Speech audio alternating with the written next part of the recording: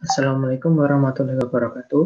Selamat sore Pak Isnanda dan selamat sore teman-teman.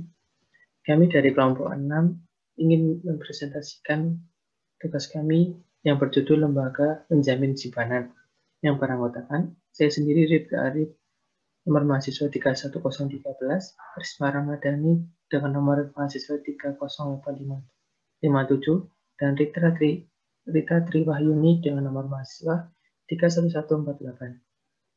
Materi yang ingin saya sampaikan yang pertama kali adalah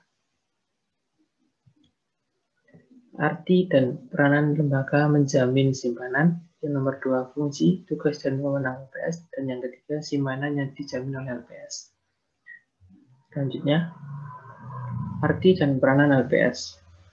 Undang-Undang tahun nomor 10 tahun 1998 tentang perbankan mengamanatkan untuk membentuk suatu lembaga penjamin simpanan sebagai pelaksana penjamin dana masyarakat. Sehingga pada tanggal 22 September 2004, Presiden mengesahkan Undang-Undang RI nomor 24 tentang lembaga penjamin simpanan. Berdasarkan nomor 24 tahun 2004 tentang LPS adalah lembaga independen yang berfungsi menjamin simpanan nasabah perbankan dan turut aktif memelihara stabilitas sistem perbankan sesuai dengan kewenangannya. Selanjutnya, fungsi dan tugas LPS. Yang pertama, memutuskan dan menetapkan kebijakan pelaksanaan penjamin simpanan. Yang kedua, merumuskan, menetapkan dan melaksanakan kebijakan penyelesaian bank gagal yang tidak berdampak sistemik.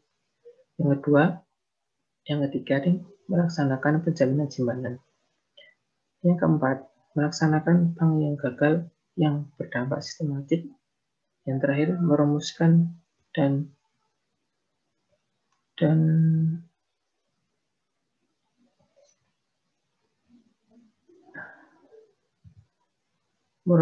menetapkan kebijakan dalam rangka turut aktif memelihara stabilitas sistem perbankan.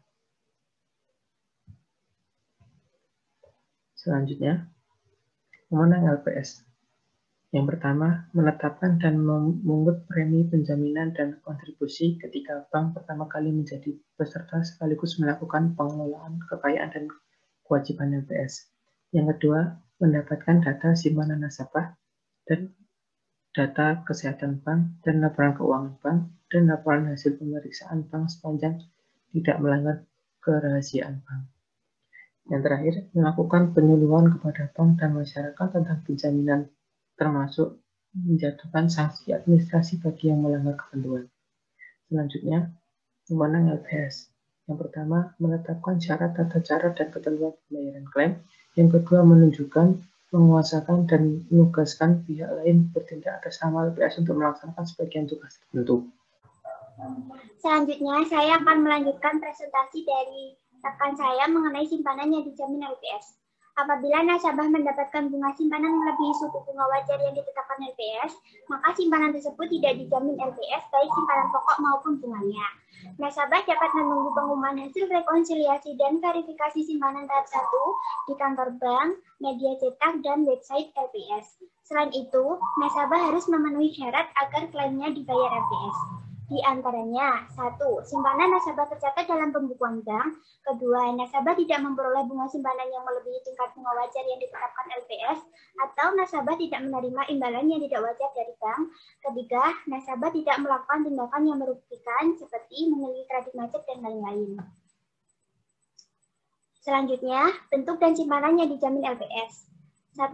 Simpanan nasabah bank konvensional meliputi giro, deposito, sertifikat deposito, tabungan, dan atau bentuk lain yang dibersamakan dalam bentuk itu. 2. Simpanan bank berdasarkan prinsip syariah. Di antaranya, giro dan tabungan berdasarkan prinsip wadiyah. 2. Tabungan dan deposito berdasarkan prinsip mudharabah mutlaqah.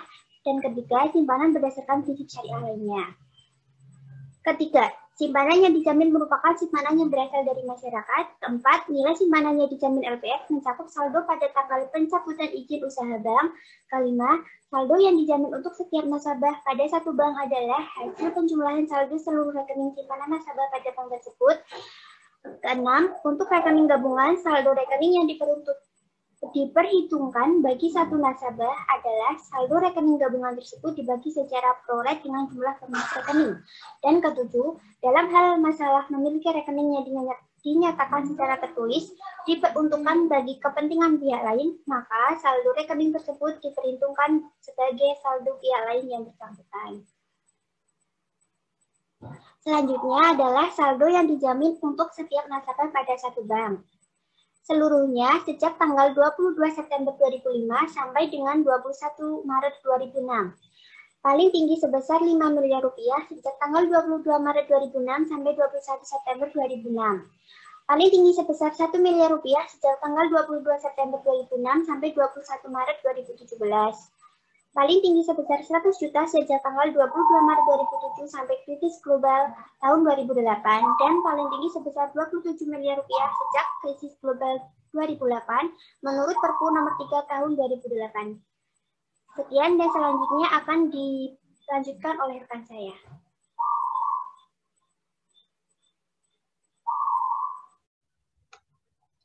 Di sini saya akan menjelaskan tentang persyaratan LPS. Agar simpanan nasabah di bank dapat memperoleh penjaminan dari LPS, maka sebagai peserta penjamin LPS, setiap bank wajib pertama menyertakan dokumen.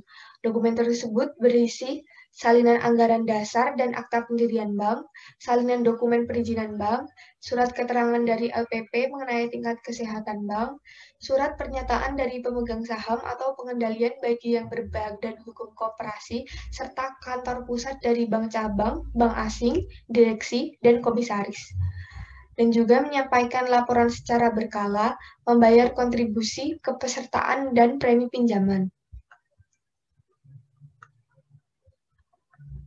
Kedua, memberikan data, informasi, dan dokumen yang dibutuhkan dalam penyelenggaraan penjaminan. 3. Menempatkan bukti kepesertaan atau salinannya di dalam kantor bank atau tempat lain agar mudah diketahui masyarakat. 4. Menempatkan pengumuman pada seluruh kantor bank agar diketahui dengan mudah oleh nasabah mengenai pertama, maksimum tingkat bunga yang dianggap wajar dan ditetapkan LPS. Kedua, maksimum nilai simpanan yang dijamin LPS. Sumber pendanaan LPS yaitu pertama, modal awal yang berasal dari kekayaan negara yang dipisahkan sebesar 4 triliun rupiah. Kedua, kontribusi kepesertaan yang dibayarkan ketika bank pertama kali menjadi peserta. 3.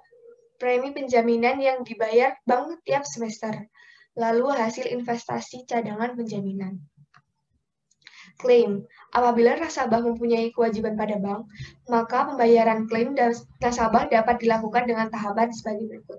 Pertama, LPS menentukan simpanan nasabah yang layak bayar.